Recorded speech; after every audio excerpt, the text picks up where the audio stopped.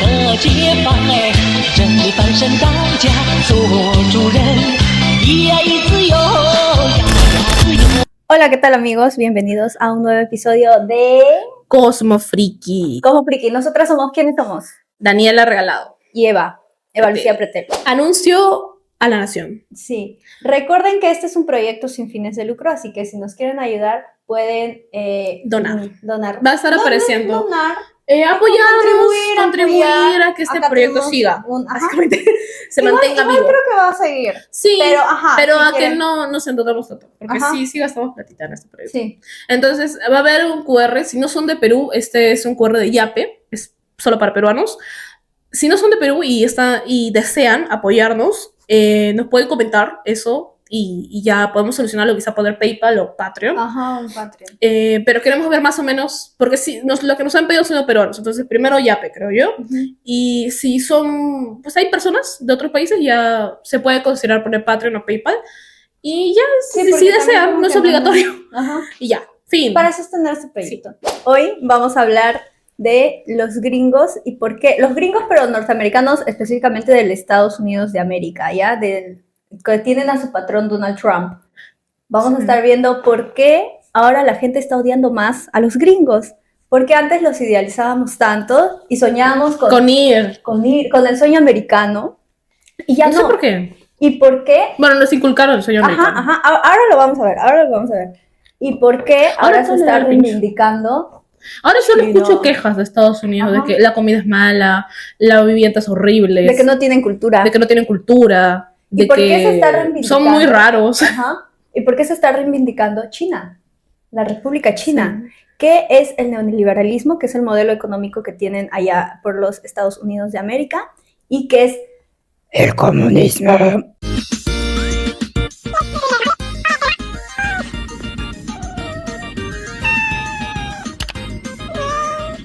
Bueno, uno de los mitos más persistentes es la idea de que América era un territorio por descubrir. Oh, sí. Ellos vinieron acá y básicamente nos iluminaron con su bella presencia, oprimiendo gente y matando. Y según el libro de Roxanne Dunbar Ortiz, la historia indígena en Estados Unidos antes de la llegada de los europeos, el hemisferio estaba densamente poblado y altamente desarrollado. Ya tenían sus sociedades. Claro. Hacia finales del siglo XV, la población del continente americano alcanzaba unos 100 millones de habitantes. ¿Qué pasa? Con aproximadamente eso, en 2/5 era Norteamérica. Pero no era igualitario. Claro. Ahora, en Mesoamérica, solo la zona central de México tenía alrededor de 30 millones de habitantes. Lejos de ser sociedades primitivas, ellos ya tenían civilizaciones, habían desarrollado pues su agricultura avanzada, redes comerciales continentales e incluso ingeniería hidráulica sofisticada. Porque, por ejemplo, tenemos eso de los sistemas de irrigación que nos enseñaban en primaria que tenían, que eran necesarios para el cultivo en zonas áridas, que existían desde hace 2000 años antes de que llegaran los europeos ahí. Ajá. Y aquí a Perú también llegaron, pues, ¿no? Sí. Y teníamos, nosotros ya habíamos desarrollado los andenes circulares. Había una sociedad formada. Una sociedad y teníamos también un sistema gubernamental. No como el que instauraron los españoles, ¿no? No, pero era un sistema precolombino. Y es más, teníamos nosotros matriarcados. El Imperio Inca tenía matriarcados y también creo tenía que instituciones. Da para hablar de un capítulo del Imperio Inca. Sí, podemos hablar del Imperio Inca. Sobrado. Entonces, en los nativos americanos, ellos también eran una sociedad. También tenían sus propias reglas, sus propias leyes, si queremos verlo así. Y hay un libro que se llama Unworthy Republic y hay otro que se llama Bury My Heart at Wounded Knee. Uno es del 2020, el primero, y el segundo es de 1970. Básicamente en estos libros se habla mucho desde la perspectiva de los nativos americanos, ¿no? Su perspectiva cuando llegaron los ingleses y los colonizaron, los invadieron y les quitaron sus tierras. Hay un extracto del libro que me gustaría compartir que narra una hija de una nativa americana. Dice que en 1894 enviaron al gobierno una petición, los nativos americanos, una petición firmada por todos los líderes y jefes de los pueblos Hopis, a los jefes de Washington. Durante los últimos 2 años han venido extraños a inspeccionar nuestras tierras con catalejos y han hecho marcas en ella, dijeron, ¿no? Pero poco sabemos qué significa. Como creemos que no tienen ninguna intención de perturbar nuestras posiciones, pero sí tenían, queremos decirles algo sobre esta tierra Hopi. A ninguno de nosotros nos han preguntado si debía separarse en lotes y entregarse a individuos, porque estos causarían confusión. La familia, la vivienda y el campo son inseparables, porque la mujer es el corazón de ellos y de ellos es responsable. Entre nosotros, la familia rastrea sus lazos a partir de la madre, por eso todas las posesiones son suyas. El hombre construye la casa, pero la mujer es la dueña, porque ella la repara y la preserva. El hombre cultiva el campo, pero pone la cosecha al cuidado de la mujer, porque a ella le corresponde preparar el alimento, y el excedente de reservas para el trueque dependerá de su habilidad. El hombre cultiva los campos de su esposa y los campos asignados a los hijos que trae el mundo, e informalmente los llama sus campos, aunque en realidad no lo son. Incluso puede disponer de las cosechas obtenidas del campo que hereda de su madre, pero no del campo en sí mismo. Entonces, la petición continúa con la descripción de la sociedad comunal matriarcal. O sea, ellos también tenían matriarcados allá, los nativos americanos en esas épocas, ¿no? Y ellos decían que era impensable dividirla, como estaban haciendo los ingleses cuando llegaron. El imperio estadounidense no solamente pues construyó sobre una conquista territorial, ¿no? No se construyó así, sino que también se construyó sobre un sistema económico basado en la esclavitud, en la apropiación de tierras, y desde el siglo XVII pues ya pasamos a otra era, ya no solamente con los nativos americanos, sino también con la población africana, ¿no? Entonces millones de africanos fueron deportados a América del Norte como parte de pues la trata transatlántica, ¿no? Que de hecho ya lo han considerado como el crimen más grave hacia la humanidad. El crimen de lesa humanidad más grave lo ha Claro, constituido secuestraron gente para explotar. así la Asamblea Nacional de las Naciones Unidas este 2026, recién. ¿Y sabes qué países votaron en contra? Estados Unidos. Estados Unidos, Israel y Argentina. Y no sé si otros más, pero esos son los que sé que votaron en contra de que se considera la trata transatlántica, o sea, toda la época de la esclavitud, como el crimen de lesa humanidad más grave de la historia, imagínate. Claro.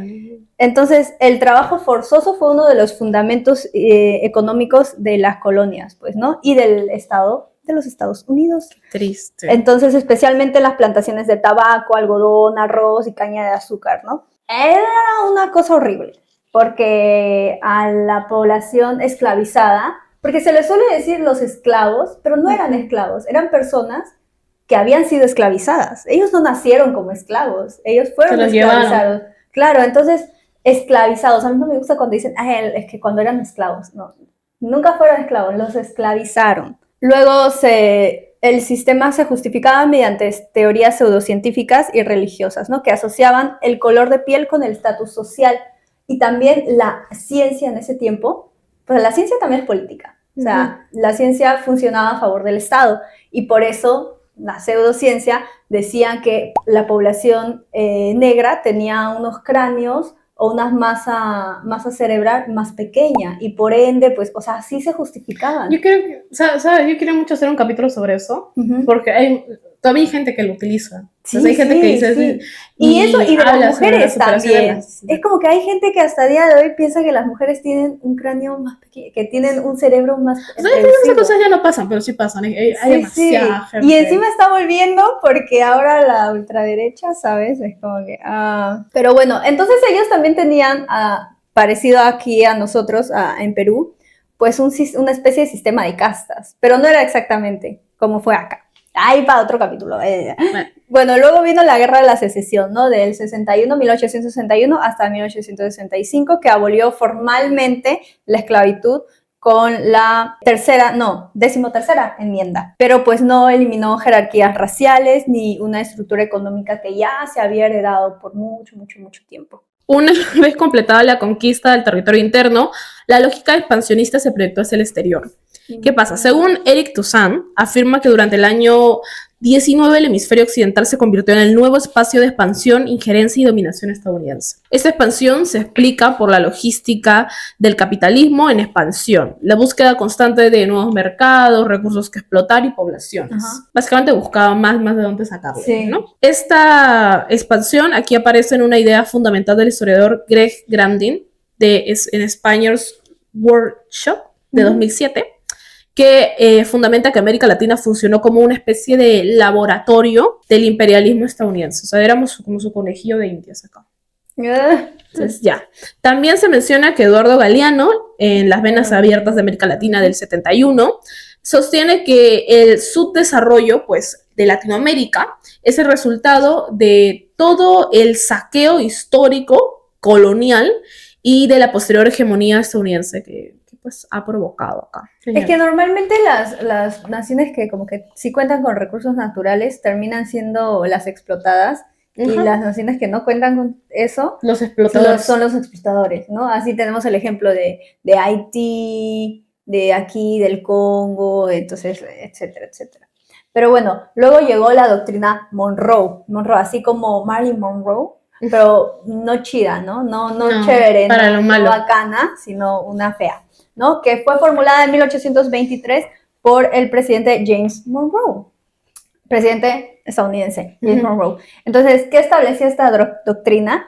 Establecía que el continente americano no debía ser objeto de nuevas colonizaciones europeas. Ellos no. Solo ellos yo. No.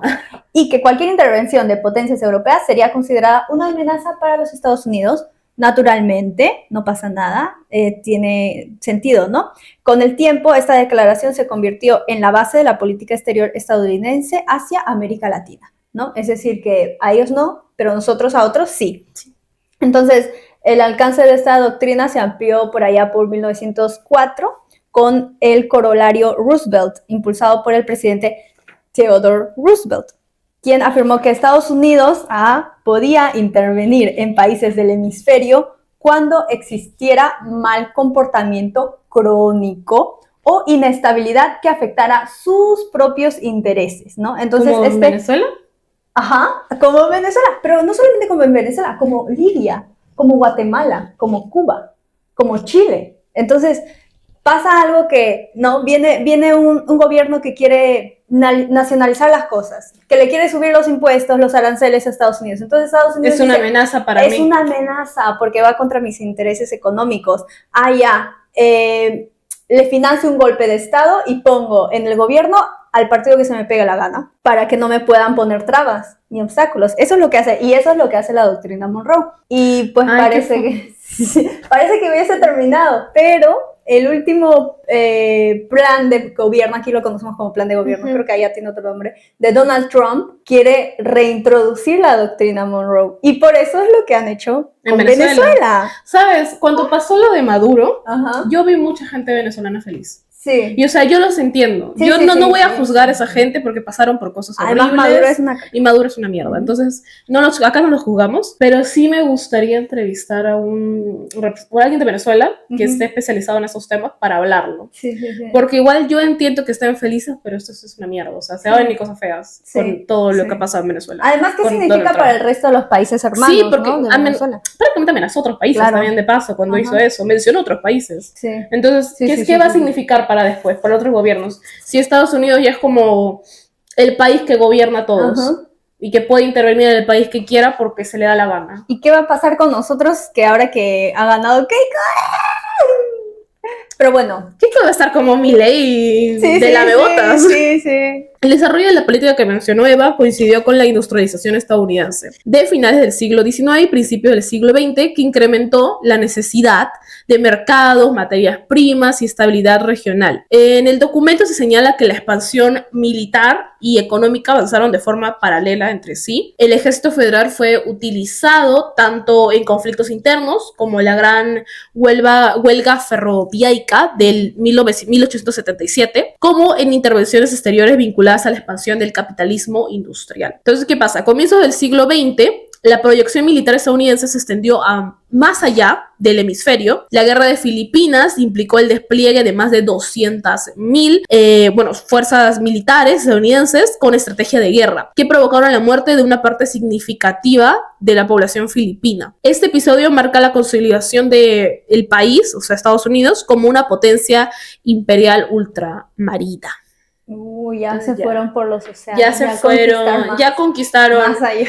Tierra, mar, cielo. Próximamente, Jesús. No, es que Jesús es Donald Trump, ¿no has visto sus ¿Verdad? sus tweets? Vamos a poner ahí. Subió y luego dijo, no, yo no era, se No, enojaron es porque la Cruz gente se Roja, enojó. dijo. Porque Ajá. los propios cristianos se enojaron, pues porque Ajá. es pecado considerarte Dios. Claro. Y dijo, Y no, él dijo, no, ustedes malinterpretaron, yo no era Jesús, yo era... no. La yo Cruz estaba- Roja, ajá, dijo. sí, yo Era estaba- la Cruz Roja. ¿Qué dices? Ay, no, Tonsa, ¿qué dices? ¿Qué dices? Ah, te estás mirando el Ya me espejo. estaba mirando el espejo. Bueno, durante el siglo XX, ¿no? Seguimos en el siglo XX, no nos hemos movido, hubo este contexto de guerra, ¿no? Que era la Guerra Fría. Ujú. Entonces, América Latina fue como un espacio central, ¿no? En la intervención. Hay textos que mencionan acciones como el derrocamiento del gobierno de Jacobo Arbenz en Guatemala, ahí está, Guatemala, en 1954, la invasión de Bahía de Cochinos en Cuba en 1961 y el despliegue de 22,000 soldados en la República Dominicana en 1965. Entonces, todas estas intervenciones que se hicieron a países latinoamericanos se justificaron dentro de la política de contención del comunismo. Es que ellos luchaban contra el comunismo durante la Guerra Fría. Entonces, eso era, pues no, para que no se expanda el comunismo. Más adelante vamos a ver qué es comunismo, porque el Hollywood y toda esta narrativa estadounidense nos han puesto tanto miedo sobre el comunismo cuando ni siquiera sabemos qué es. Yo creo que el concepto que la gente tiene de comunismo es ese post de Facebook Hambre. por allá. Claro, es de hambre. No, pero es ese post, no sé si te acordarás que había un post que explicaba, era un meme, ¿no? Con vaquitas, que te decía, comunismo es cuando tú tienes 2 vacas y te quitan una ya. para hacer su... Y es como... Y yo veo eso y digo, o sea, nosotras que tenemos No, qué una injusto, formación... ¿cómo me van a quitar mi vaca? Claro, pero sin saberlo, ¿no? Pero cuando nosotras vemos eso, que somos chicas, que tenemos formación en ciencias políticas, y tenemos, ¿no? En teoría política, etcétera, vemos eso y es como que, oh, eso no es el comunismo. Acá vamos a poner una imagen es como una lista de periodo y fecha, país y región, y el tipo de intervención que ha tenido Estados Unidos, ¿no?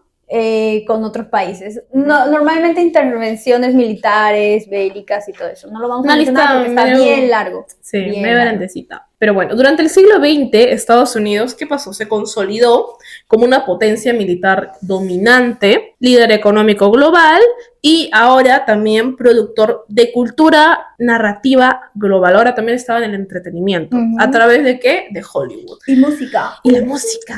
Pero esa hegemonía también generaba pues contradicciones, porque por un lado tenías a ellos matando un culo de gente y por otro lado pues estaban en tu televisión. ¿Qué pasa? Ellos tenían intervenciones, guerras, desigualdad interna y pues crisis sociales. Y esta misma contradicción era lo que causaba un paralelismo entre la perspectiva de la decadencia de Estados Unidos, porque tú por un lado veías a Estados Unidos cagado, pero por otro ves en televisión. Ujú. Ahí todo Los superhéroes. grande, una nación grande, poderosa. Entonces, el cuestionamiento global actual en Estados Unidos nos surge, pues, de la nada, es el resultado de una larga historia de expansión, hegemonía, intervenciones violentas, y precisamente en ese contexto aparece una nueva narrativa global que es la de China. Además, Estados Unidos perdió la guerra de Vietnam. Y a partir de eso empezaron a sacar, por ejemplo, ¿qué películas? Las de Rambo. No está Rambo ahí luchando contra los vietnamitas y comunistas y está... Ay, ¿sabes? Claro, como la perdieron porque Estados Unidos Ajá. perdió la guerra de Vietnam. Estaban enojados. Sí. Y entonces ya tenían a Hollywood para sacar sus propios héroes de la guerra de Vietnam. ¿Sabes? Hay mucho paralelismo de esto con The Boys. Voy a usar un montón de clips de The Boys. Afghanistan is ours. Wrong. It's free. And I'll stand by our Mujahideen brothers until the end. You know what else I'll do? What? I'll distract you. Bueno, como decíamos, ya vamos a hablar de China. ¡China! ¡Yay! China, El Doujin. sí. Doujin es chino. No es coreano. El Doujin es chino. ¿Qué es eso? El maquillaje. Ah, sí. Es chino. Yo pensé que era coreano. chino. Es chino. Mira, pues está bien. Yo hoy, no sé, hice un intento de Douyin, pero no se va a notar. Porque no se maquillaron. No tengo talento. Bueno, China, ¿qué pasa con China? Es una de las civilizaciones más antiguas con continuidad. Tienen como más de 5,000 años, creo, ¿no? Mucho. Y con continuidad política y cultural, ¿no? Sus orígenes se remontan a más de 5,000 años. Dije más de 5,000 años o 5,000 años, pero bueno, ya, más de 5,000 años, ¿ya? Según Felipe de Pasa, él tiene un artículo que se llama China, cambio de sistema e hipercrecimiento económico. Desde el siglo 11 antes de Cristo, ya existía un imperio organizado que desarrolló innovaciones técnicas. ¿Qué innovaciones técnicas? Te preguntarás, lo que nos enseñaron en la universidad, pues, ¿no? Ujú. Y filosóficas también, Ujú. como que el papel, la pólvora, la imprenta temprana, la brújula y la porcelana. Uy, la porcelana china es una maravilla. Junto con otras tradiciones intelectuales asociadas a Confucio, el filósofo, el que inventó la confusión, obviamente, Ok. Mencio y Lao Tse. Así es, Tse. Esta continuidad explica, pues, que China se conciba históricamente como una civilización / estado, Ujú. más que como una nación moderna. Ahora, China estuvo dividida en varias dinastías, ¿no? Una de las más relevantes, bueno, entre las más relevantes tenemos Qin, que iba de 2021 a 2006 a.C., que unificó el territorio. Han, de 2006 a.C. a 2020 después de Cristo, que consolidó la burocracia imperial. Tang, de 618 a 907, y Song, de 960 a 1279, asociadas a periodos de expansión cultural y tecnológica. Yuan, de 1271 a 1368 después de Cristo, de origen mongol. Ming, de 1368 a 1644, caracterizadas por la expansión marítima. Y Qing, de 1644 a 1912, que es la última dinastía imperial. Hace nada, hace poquísimo tiempo. Pero bueno, el declive de los imperios de las dinastías chinas empezó a finales del siglo XVIII, ¿no? Con la presión de las potencias occidentales. Ajá, o sea, nosotros también, bueno, nosotros no, las potencias occidentales, nosotros no somos potencia, ¿ya? No. También, pues, pero presiona. no, de acuerdo a López Aliaga vamos a hacer una potencia. Ah, claro. No, pero va a ser Lima. Lima va a ser. Pero ya no, pues porque ya no es alcalde. Pero se viene la selección. Ah, sí. Ajá, bueno, pero se volverá a postular, no sé. En 1839, volvemos a China, el Imperio Británico forzó a China a abrir su mercado al opio en las guerras del opio. El opio, la droga. O sea, lo abrieron, pero tenían una guerra por eso. Ajá. China perdió. Luego vinieron más derrotas frente, pues, a potencias occidentales y también a Japón. Uy, Japón y China, por eso se tiene mucha riña, Japón y China. Ahí hay unas cosas bien conflictivas. Bueno, íbamos a hacer un capítulo sobre eso. Sí, creo que sí. Ya, algún día. El conflicto abierto con Gran Bretaña, que, pues, no, ahora que Reino Unido, Ajá. se intensificó tras la prohibición del comercio del opio, lo que derivó en las guerras del opio, ¿no? Desde 1839. Entonces, ahí se marcó el inicio de lo que los chinos llaman el siglo de la humillación. Así lo dicen. Es un periodo donde potencias extranjeras como Inglaterra, Rusia y Japón obtuvieron privilegios comerciales y también territoriales, ¿no? Y Francia, Alemania y Estados Unidos accedieron a concesiones mediante la política de puertas abiertas que le impusieron a China. El proceso culminó con la ocupación de Pekín tras la rebelión de los Boxers en 1900 y pues dejó a China en una situación semicolonial. O sea, lo trataban a China como una colonia de los otros países que eran las potencias, ¿no? Entonces, fue un periodo de derrotas, intervenciones extranjeras y fragmentación interna. Y pues es fundamental conocer esta historia y sobre todo el siglo de la humillación de China para conocer el discurso político contemporáneo que hay en China, ¿no? Porque constituye la base histórica de la narrativa del siglo de la humillación. Es algo que ellos tienen muy arraigado en la educación, en su educación y en su comprensión de su historia. Es el siglo de la humillación. Como su trauma. Sí, como su trauma histórico, el trauma histórico de los chinos que no quieren que regrese nunca más. Qué fuerte. Pobre gente. Y fue un siglo. Ah, sí, claro. ¿Y cómo se recuperaron de eso? Ah, ahí vamos a ver. Perdón. Me metí mucho en la historia. Ya, durante esta etapa también ocurrió en diciembre de 1937 el ejército imperial japonés que tomó la ciudad de Nankín, que entonces era capital de China. ¿Qué pasó? Esto fue uno de los episodios más brutales que han sufrido en el siglo XX, según el historiador Joshua Fogel, en The Nanjing Massacre in History and Historiography del 2000. Mi inglés es muy malo, ¿ya? Y la periodista Iris Chang en The Raid of Nanking. O sea, la violación No, me bloquea. Bueno, igual lo vas a cerrar. De 1997, durante 6 semanas, soldados, ay no, qué fuerte, japoneses han entre 200.000 y 300.000 civiles y prisioneros de guerra. Lo vas a censurar. Hubo, bueno, ya saben, masivas, ejecuciones y destrucción sistemática en el país. Este evento sigue siendo central en la memoria colectiva china y en su relación pues tan tensa que tienen ahí con Japón. Con Japón, las que los japoneses Claro, son muy sí, loquillos básicamente asesinaron como un... Mira, ¿Qué es eso? ¿Un cuarto de su población? De millón, mira, un cuarto de millón. No. Bueno, no es su población, porque China es pero gigante. 200.000, 300.000 civiles, wow. Pero bueno, tras fueron décadas de guerra civil, surgió pues el Partido Comunista liderado por Mao Zedong. No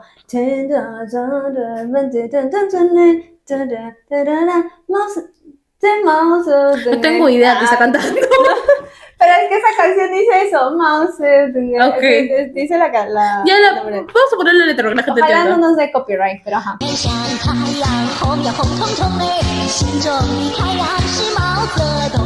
No, ya la censura. Entonces, la censura el Partido Comunista, que así se llama, Partido Comunista, Ajá. fue liderado por él, por Mao Zedong, y ganó el poder en el 1949, y fundó la República Popular China. Entonces, Mao quería transformar el país, pero así, de manera radical. Estaba inspirado en el modelo soviético, ¿no? La Unión Soviética, las sociedades de la Unión Soviética son buenazos. El comunismo de la Unión Soviética, que nunca realmente se volvió un comunismo, pues fue como una etapa entre socialismo y comunismo. Pero, entonces él estaba inspirado en eso, impulsó campañas masivas para industrializar China y colectivizar el campo, ¿no? Pero pues estas políticas que implementó Mao Zedong tuvieron unas consecuencias macabras, devastadoras. El Gran Salto Adelante se llamó, que duró del 58 a 1962 y provocó la mayor hambruna del siglo XX. El historiador Frank Dikötter, en Mao's Great Famine, que es un libro del 2010, estima que entre 30 y 45 millones de muertos por la gran hambruna. Se pasaron mal. Luego llegó la Revolución Cultural de 1966 a 1976, y que fue una campaña política que persiguió intelectuales, o sea, los chinos también haciendo mierda, persiguió intelectuales, destruyó patrimonio cultural y generó pues un montón de caos social. Hay otro historiador que es Roderick McFarquhar, no sé cómo se pronuncia su nombre ya, y Michael Shonels, que tienen un libro que se llama Mao Last Revolution, o sea, la última revolución de Mao, del 2006. Y dijeron que pues millones de personas habían sido perseguidas, encarceladas o asesinadas, y China pasó de ser víctima de un imperialismo extranjero a causar pues enormes tragedias contra su propia población, contra los propios chinos. Eso es lo que hizo el gobierno de Mao Zedong, ¿no? Entonces, ¿qué era el gran salto adelante? Que se empezó a establecer ahí en 1958. Era un programa para industrializar y transformar a China en una superpotencia socialista en un periodo de 15 años, ¿no? Era lo que él se había propuesto. Entonces, millones de campesinos fueron obligados a abandonar sus tierras para trabajar en hornos de acero rudimentarios o también en proyectos de infraestructura. Entonces, esto provocó que gran parte de las cosechas se pudrieran, porque ya no había gente que trabaje en las cosechas, ¿no? En el campo. Entonces, ¿qué pasó? Pues no había mano de obra y llegó la campaña de los 4 plagas, ¿no? Se ordenó la eliminación masiva de gorriones, creyendo que comían el grano.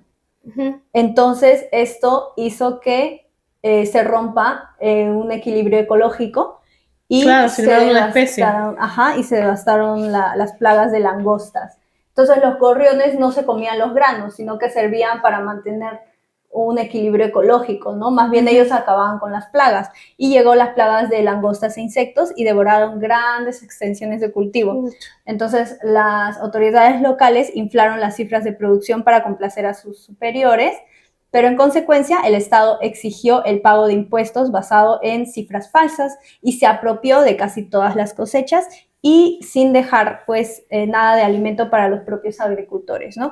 Entonces, pues tuvieron su época de la gran hambruna y se abolió también la propiedad privada y se colectivizó la agricultura por completo, ¿no? Entonces los campesinos perdieron el incentivo para trabajar y dependían de cocinas comunitarias que también se quedaron sin reservas, porque pues no había, pues, ¿de dónde iban a sacar sus cosechas? Ya no habían cosechas.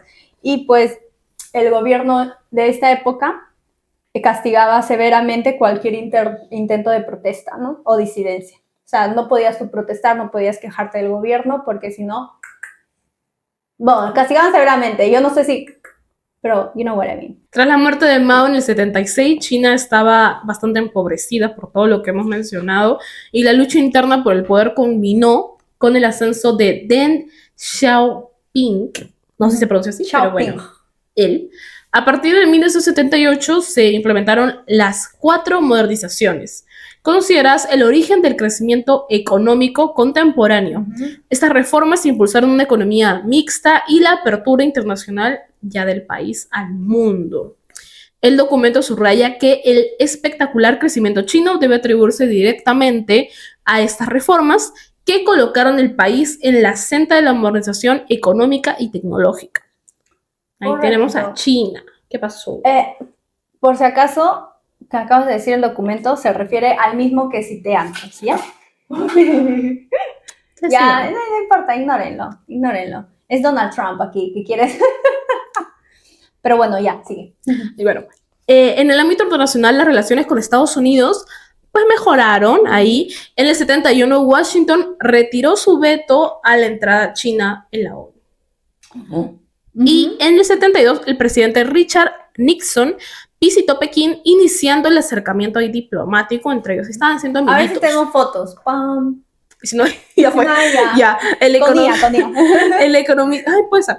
economista Barry Naughton explica en The Chinese Economy de 2007 que este fue el inicio del crecimiento económico más rápido de la historia moderna. Cientos de millones salieron de la pobreza, China comenzó su transformación con potencia económica, pero ¿qué pasa? El crecimiento no vino acompañado de apertura política. Entonces, ¿qué pasó en los años 80? En los años 80, pues China ya estaba cambiando muy rápido, así, gracias a las reformas económicas de Deng Xiaoping, que no es el actual, se parece un nombre, pero no es el actual. El país pues crecía, aparecían empresas privadas, llegaban productos extranjeros y había una nueva generación de estudiantes que empezaba a mirar afuera, a China, ¿no? Hacia el mundo, afuera, ¿no? A ver cómo era la política allá, cuánta libertad de expresión y libertad de información y de prensa tenían en los otros países. Entonces, en contraste que encontraban con China, apertura económica, pero sin apertura política, ¿no? O sea, les estaba yendo bien económicamente, pero no había como tal una democracia, no había mucha libertad de expresión, etcétera, ¿no?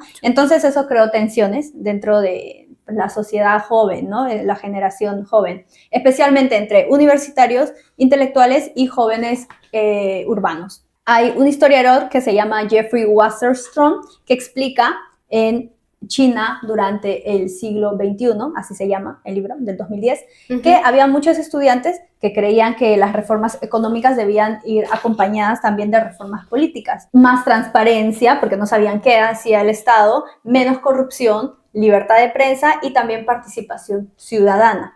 Otro factor clave era la corrupción. Había bastante corrupción, habían reformas que generaban crecimiento, pero también desigualdad y privilegios para muchos miembros del partido, ¿no? Entonces, era un sistema injusto y los jóvenes universitarios lo sabían. Ajá. ¿Y qué más? El detonante fue la muerte en abril de 1989 de Hu Yaobang, un líder del Partido Comunista considerado un reformista y más o menos liberal.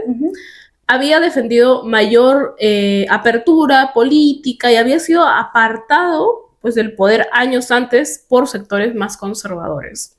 Su muerte provocó vigilias estudiantiles en Beijing que rápidamente se transformaron pues, en protestas ahí masivas. Miles de estudiantes comenzaron a reunirse en la plaza de Tiananmen, el centro simbólico del poder político chino. Las protestas no pedían el fin del comunismo ni una revolución armada. Las demandas principalmente eran libertad de prensa, transparencia gubernamental, lucha contra la corrupción, diálogo con el gobierno y reformas políticas graduales. Durante semanas, las protestas fueron creciendo. Llegaron a reunir a cientos de miles de personas, estudiantes, trabajadores, periodistas y pues gente, ciudadanos, básicamente. En mayo de 1989, el movimiento alcanzó su punto máximo, cuando miles iniciaron lo que era una huelga de hambre, lo que atrajo pues ya atención internacional. Dentro del Partido Comunista ya había divisiones, algunos líderes querían negociar, otros consideraban que el movimiento amenazaba la estabilidad del país. Finalmente, la lucha dura ganó, el gobierno declaró la ley marcial el 20 de mayo de 1989, en la noche del 3 al 4 de junio. El ejército entró en Beijing con tanques y tropas. Ajá, Qué el 3 al 4 de junio. Uy, bueno, Ya eran pasó? tropas contra Sí, civiles. Ajá.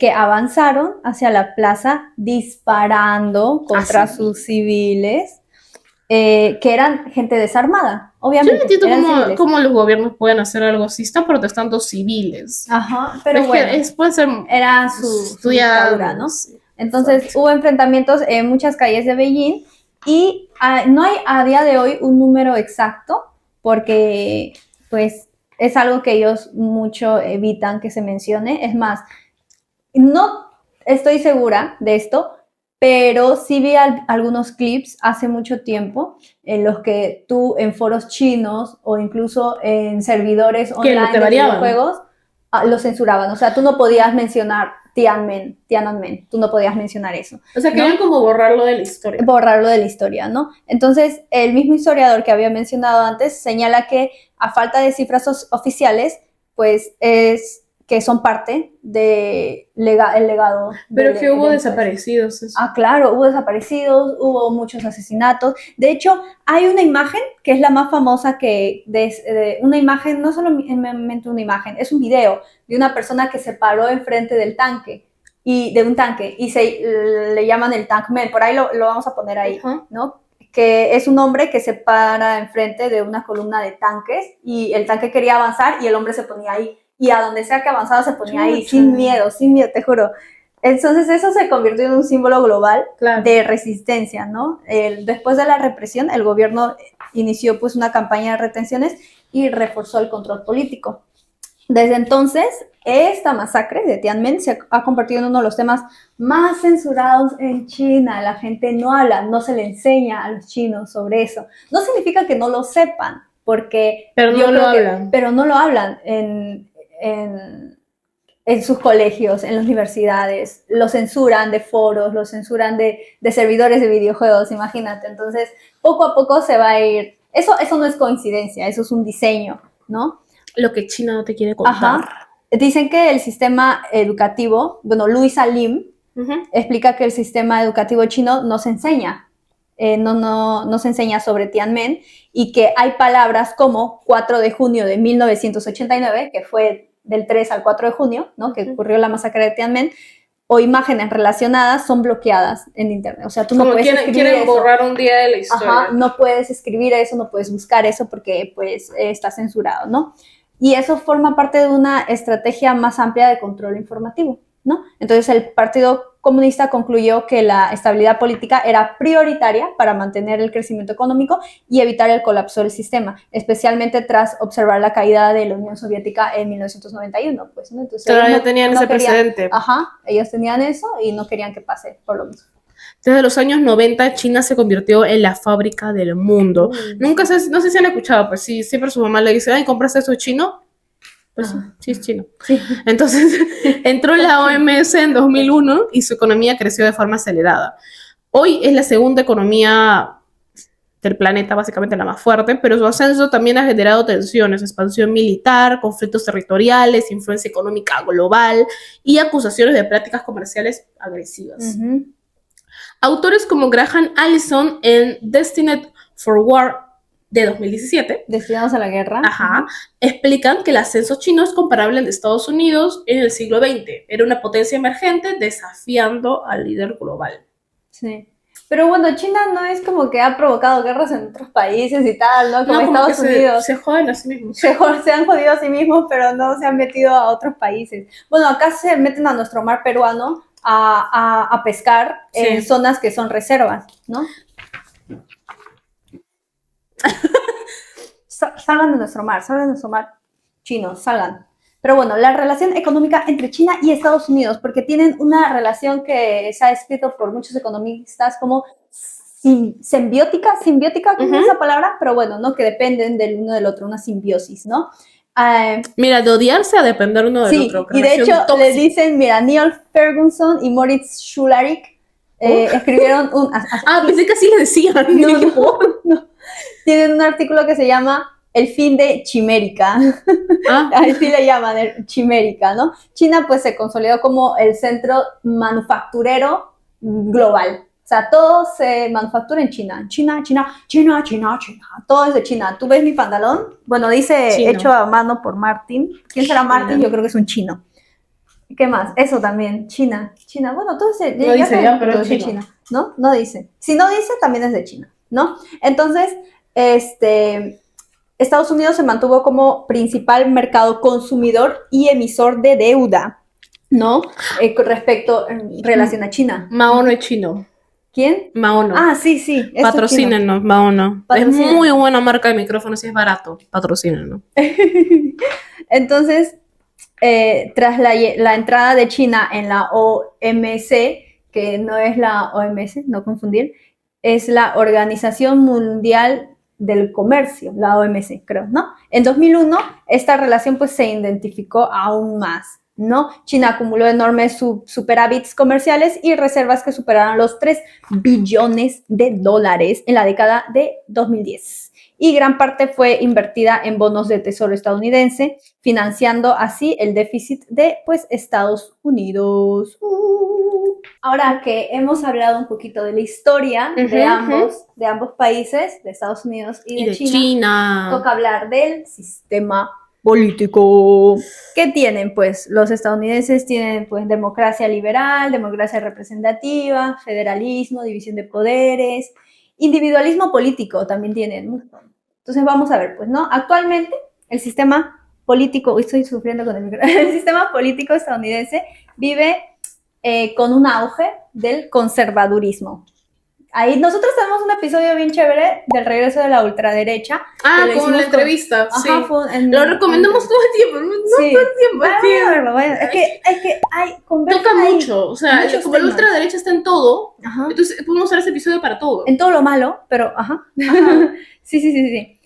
¿Qué más tienen? El auge del nacionalismo económico y pues la extrema derecha, ¿no? Fenómenos que se hicieron especialmente visibles con la llegada de Donald Trump. I like kids, I like to bomb countries. Él, ¿ya? El 2017, llegó el 2017. Trump pues no creó estas corrientes, no creó nada Trump, pero sí las volvió centrales. No, sí creó algo. ¿Qué? Desigualdad. No, ya tenían desigualdad en Estados Unidos. Tristeza. Pero sí. Además encubrió al PDF, al archivo PDF de Jeffrey Epstein. Y él también es otro archivo PDF. Y le gusta a su hija. Así que es endogámico asqueroso gordo. Pero y además es naranja. O sea, este No. Ya, no sé si vamos a tener que hablar de Keiko Fujimori. ¿Ah? Todo entramos a hablar de Keiko Fujimori. Sí, yo creo que sí. O no sé. No, yo creo que sí. No sé. Pero bueno, entonces llegó a impulsar la consigna America First o Make America Again también. Eso es otra, ¿no? America. Hagan grande América otra vez. Y America First, que defendía el proteccionismo económico, restricciones migratorias, muy anti-inmigración, y una visión pues mucho más dura del orden social, ¿no? Entonces, este giro pues se vincula que todos los latinoamericanos que defienden tanto a Estados Unidos no los van a recibir. Sí, no. No los van a recibir. Les va a votar así como... Además, ¿por qué querrían que una nación que está ahí con una crisis de fentanilo asquerosa, una crisis de Oye, hay que hablar de eso. De un sistema económico fatal y de un sistema de salud, de seguros de salud fatal? Eso es horrible. Sí. Mucha gente se tiene que... Hay gente que, bueno... Que se muere. No puedes acceder a medicina. A ver, en Perú es una mierda, ya. Su sistema de salud es una mierda. Pero por lo menos puedes acceder. puedes llegar a sí, conseguir medicina. No sí. vamos a defender el sistema, pero puedes Y llegar a hasta conseguir medicina. tratamiento. Hasta sí, tratamiento. claro. Mi papá se atiende por bueno, se atiende por la policía, pero Ajá. eso es gratis. No, igual. pero igual tenemos proyectos sociales que lo han implementado. O sea, Sí. esas políticas nos la ha traído el socialismo, que es el sistema integral de salud que tenemos acá, es eso. La beca 18 es eso. La Sí. pensión 65 es eso. Son proyectos que ha traído el socialismo aquí. Sí, pero tú vas a Estados Unidos, no tienes esa mierda. No tienes nada. Entonces, Es una caca. y aparte, lo peor es que no puedes acceder a la medicina es muy cara. Y te cuesta carísimo. Es caro. Te llamas una ambulancia porque es te muy rompiste la fuerte. pierna y te cobran $6,000 Claro. por estar una hora. Y eso. Y eso, Pero bueno, esto tiene sus raíces en la libertad de mercado que ellos tienen y también una desconfianza hacia el Estado, ¿no? Ajá. Que heredada del liberalismo clásico, ¿no? Entonces, tienen la idea de que el gobierno debe intervenir lo menos posible en la economía y en la vida privada. Sin embargo, en el siglo XXI, o sea, el gobierno no puede entrar en economía. ajá, Pero ¿cómo si el gobierno no mueve la economía? pero no, pues lo mueven los privados, los conglomerados, las transnacionales. Ya, pues. Claro, la propiedad privada. Que la propiedad Ajá. privada es la empresa privada. La propiedad privada no es tu carro, ¿ya? No es tu coche, no es tu celular. Eso No. es tu propiedad personal. Ah. ¿Ya? Joder. Pero entonces debe intervenir para ellos lo menos posible el Estado en la economía y en la vida privada, ¿no? Ajá. Pero ¿qué pasa? Que en este siglo XXI esa ha sido una filosofía que podemos ver actualmente que ha tenido un montón de consecuencias que son muy fáciles para entender de nosotros, ¿no? Vamos a poner un ejemplo, ¿ya? Aquí en Perú. ¿Qué pasó por la libertad de mercado que tenemos aquí, del modelo económico neoliberalista? ¿Te acuerdas de la pandemia, lo que pasó? Los balones de oxígeno. No sé cuánto costaban los balones de oxígeno, Están pero carísimos. pero ¿cuánto llegaron a costar? Porque subió la demanda durante la pandemia. Lo subieron, no sé cuánto costaban, pero tal vez, supongamos, unos 200, 300 soles. 10,000, 15,000 soles. Vamos La a poner gente se fotos, moría. ¿ya? La Qué gente fuerte. se moría porque no podía conseguir balones de oxígeno. Y claro, el Estado, como es no intervencionista, no podía hacer nada, no podía regular precios de medicinas o de cosas que eran vitales para la vida, ¿no? Y eso pasa un montón, o sea, ¿cómo el Estado no va a intervenir en cosas que son vitales para garantizar que se cumplan los derechos fundamentales de los seres humanos? Y la gente le tiene mucho miedo de que intervenga el Estado. Sí, le tiene mucho miedo. Ahora, he estado también viendo, por ejemplo, críticas al intervencionismo del Estado sobre la vivienda, ¿no? Porque por allá, por Alan García, esto es de aquí de Perú, el Estado sí intervenía, entonces la gente sí podía acceder a alquileres, era mucho más económico porque el Estado ponía un precio, pero claro, la gente ya no quería alquilar, ¿no? Porque Quería comprar. no quería alquilar, no te quería alquilar porque ellos no podían los poner su propietarios precio. no te querían ya alquilar. Claro, ¿no? Entonces sirve para eso la libertad del mercado porque ahora sí tienes dónde alquilar. Pero hijo, si la gente no alquila porque no le alcanza la plata, nosotros también estamos viviendo en una crisis de vivienda. Entonces tendríamos que hallar un nuevo mecanismo para que dejemos de estar en una crisis de vivienda, ¿no? Y eso también lo causa la libertad del mercado. O sea, lo mismo en la educación, en la medicina, hay muchas cosas que son derechos, como es un derecho, la vivienda es un derecho, pero no hay intervención del Estado. O sea, eso por eso se ha criticado mucho esa filosofía de no, es que el Estado no debe intervenir porque malogran. Ajá, pero Pero así se caen las sí. sociedades. Volvemos a Estados Volvemos a Unidos, Estados a su Unidos. sistema. A diferencia de la mayoría de países pues desarrollados, Estados Unidos no tiene un sistema público universal. Ujú. La salud depende principalmente de seguros privados, como habíamos mencionado, que están ligados al empleo, lo que deja a millones de personas sin cobertura o con deudas médicas enormes. Por ejemplo, ¿han visto esa película donde esa actriz que salía en Descendientes se casa para cubrir un seguro médico con un militar? Ya, eso también pasa en la vida real. Sí. Ya, eso pasa en la vida Sofía real. Carson. Sofía Carson Sí. está. Ya, se casa con un militar porque no podía pagar su tratamiento médico porque era muy caro. Y los militares lo tenían gratis. Y las esposas de los militares también. Entonces, eso pasa en la vida real. La gente se casa para acceder a seguros médicos. Imagínense eso. Allá tienen un nombre específico para las deudas Sí, médicas. y lo paran ahí checando si sí de verdad se casaron así porque se casaron, no para acceder al seguro médico. Es una vaina muy fuerte. También eso influye a que más gente se meta a la milicia, pues, ¿no? Porque ahí Claro, o sea, sí, lo influye, pero para mal, o sea, igual Claro. es como, es para que no te mueras, básicamente. Esta situación es resultado directo de décadas de políticas favorables al mercado y la resistencia conservadora a ampliar el rol del Estado. De hecho, el intento más grande de reforma, el Obamacare. Obamacare. El Obamacare. Fue duramente combatido por el Partido Republicano y por sectores que lo veían como socialista. Entonces, en la práctica, esto significa que enfermarse pues puede llevarte a la ruina económica fácilmente, porque puedes quedar quebrado. Mucha gente vende sus casas, sus carros para poder pagar la deuda del hospital. Algo pues difícil de imaginar en lugares como en continentes como Europa o Canadá. O Canadá, que está ahí nomás, que tienen un sistema de salud y de seguro mucho mejor. O sea, en España yo sé que, por ejemplo, a mi papá, y esto es una operación de láser que te hacen en el ojo, que te quitan... ¿La catarata? No, no la catarata, es otra cosa. Es como estético.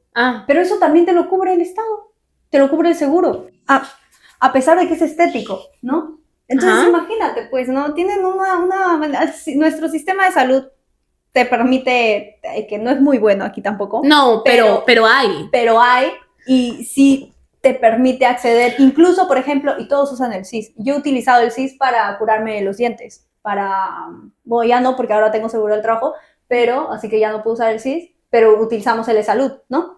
Y esas pues son cosas que sí ha traído en políticas de orientación política de izquierda, ¿no? Que el socialismo nos ha traído que nosotros tengamos acceso a seguros de salud en el trabajo. Honestamente, a diferencia de en Estados Unidos, los seguros en clínica tampoco son tan despampanantes comparados a Estados Unidos en deuda. Porque yo me atiendo en hospital y en clínica privada. Y yo tenía el seguro que me pagan en clínicas muy bajo, porque soy menor. Te cuesta más si eres mayor. Te va subiendo si estás más viejito, porque más viejito requiere más cosas. Claro. Entonces, como yo soy menor, no pago mucho, pero me cubren muchas cosas muy bien. Casi no pago nada cuando me atiendo. Entonces, digamos que comparado a Estados Unidos, que tú vas a una clínica privada, igual te sacan la mierda. Sí. Entonces, así pague seguro, ¿eh? Así pague seguro, que has endeudado. Hay una diferencia ahí, y estamos en un país supuestamente subdesarrollado. Pero es que no, ese lenguaje subdesarrollado es mentira. Sí, es mentira. Pero es lo que trato de decir, la diferencia, el contraste. Sí. Otro ejemplo que tiene pues estas políticas de ultraderecha que tiene Estados Unidos es su defensa, pero así a capa y espada, de la segunda enmienda, que garantiza el derecho a portar armas, ¿no? Para sectores conservadores, este derecho, conservadores cristianos. No entiendo cómo la gente quiere legalizar eso. Sí, no, pero es que allá es legal. No, acá no. Acá gente en Latinoamérica gente, no. No, gente, no. Hay que tratar de ser pacíficos, ¿ya? Para sectores conservadores, este derecho simboliza la libertad individual frente al gobierno. Sin embargo, en la práctica ha contribuido a que el país tenga una de las tasas más altas de armas civiles del mundo y frecuentes tiroteos masivos. O sea, ¿en qué otro país hay tiroteos masivos en sus escuelas? Hay, pero es que Estados Unidos es como el top de los top de los tops, de verdad. Y allá incluso hay escuelas donde a los niños entran y les ponen un detector de metal. ¡Qué fuerte! Imagínate ir a tu secundaria y que te pongan un detector de metal. O también hay, acá hacemos simulacros en caso de sismos, ¿no? Simulacros en caso de tiroteos. Oye, qué horrible. ¿Cómo es eso? Mira, a mí no me caen los gringos, los estadounidenses, pero... No, pero igual a nadie se le desea algo así, o una crecer de eso. Así, te juro. Qué fuerte. Entonces, este es un caso donde la ideología de libertad individual, que es lo que defienden, muy arraigada en la cultura política estadounidense, entra pues en conflictos con debates sobre seguridad pública y muestra cómo hay principios históricos que siguen influyendo en problemas actuales. A ellos les falta mucho hacer revisionismo histórico y aprender sobre su historia. La gente creo que a todo el mundo le falta a todo el mundo, porque acá también, pero es que mucho de lo que estamos hablando lo estamos combinando con nosotros porque tiene mucho sentido, la verdad. Sí. No, y también como está Estados Unidos, igual influye en Perú. Sí. Sí, igual quiere prácticamente hacer todo. Sí, claro. El mundo de Estados Unidos. Entonces, bueno, hace poco hubo una reunión de China y Donald Trump, ¿no? Allá se fueron allá a China y pues fue Elon Musk y todas esas cosas. Pero hay que poner unos clips. ¿Qué es Elon Musk? Bueno. Ni miércoles. Le escribe a Jeffrey Epstein al correo para ver si lo invita a su isla y lo ignoran. Pero bueno, hay estas entrevistas que le han hecho al primer ministro de China que da unas respuestas geniales. les preguntan, tuvieron este problema no problema, pero bueno, ese conflicto de aranceles, ¿no? Que Estados Unidos le subió los aranceles a China y China le subió los aranceles a Estados Unidos. Ya, que al mercado y todo eso, ¿no? Ya. Y entonces ya a partir de ahí surgen algunas entrevistas que le hicieron al primer ministro y a una periodista, no sé si era de la CNN, pero le pregunta cuánto tiempo más van a mantener esto, ¿no? Y que ellos estaban perdiendo el 15% de su mercado, o sea, los chinos estaban perdiendo el 15% de su mercado, es lo que representaría Estados Unidos, una pérdida supermillonaria. Y el primer ministro, creo que era el primer ministro, le dijo, no nos importa, no nos importa. China ha estado aquí por más de 5,000 años y la mayor parte Estados Unidos ni siquiera existía y hemos sobrevivido. Así que no, le responde así. Vamos a poner el clip ya. Yeah, and China will lose the US market, which, as I've said, is 15%. We don't You care. can't. We don't care. China has been here for 5,000 years. Most of the time, there was no United States, and we survived. And if the United States wants to bully China, we will deal with the situation without the United States. And we expect to survive for another. Trump combinó el discurso de libre mercado con nacionalismo económico. ¿Qué hizo este señor? Redujo impuestos a grandes empresas, impulsó la desregulación y al mismo tiempo lanzó una guerra comercial contra China para proteger su industria nacional. Entonces, ¿vieron cómo subían aranceles acá 2x3? Ahí está la vaina. Y ajá, ahora que vamos a hablar del sistema político de China. Sí. Es que me gusta también hablar de Estados Unidos porque es como muy es graciosito, ¿no? Es muy gracioso. Siento que estás en un capítulo de The Voice. Es que sí, tiene mucho para sacar. Mira, yo le tengo un amor-odio a Estados Unidos. Justamente por eso. Porque da risa. Es como el chiste del mundo. Chiste del mundo. Pero también el cáncer del mundo. Entonces, sí, porque luego te viene a invadir. Sí. Pero, ajá, next. Ahora hablemos del sistema político chino. ¿Qué es? Pues tiene un partido único, centralización estatal, pues estabilidad económica y política como prioridad y pues el colectivismo, ¿no? Así como palabras clave que ustedes pueden buscar ahí si quieren averiguar sobre cada término, ¿no? Entonces, para entender el sistema político chino y económico también, puede ser confuso, pues porque muchas veces se le describe como comunista y su nombre del partido único, que es Partido Popular Comunista Chino, así creo que se llama, pues dice comunista. Pero en la práctica, el modelo chino que se tiene actualmente, pues mezcla muchos elementos, ¿no? Que vienen del marxismo, vienen de la planificación estatal, vienen del nacionalismo, vienen del capitalismo del mercado y también control político centralizado. Y ese control político centralizado es, pues, prácticamente contradictorio con el comunismo, por lo menos desarrollado por Karl Marx y Friedrich Engels, ¿no?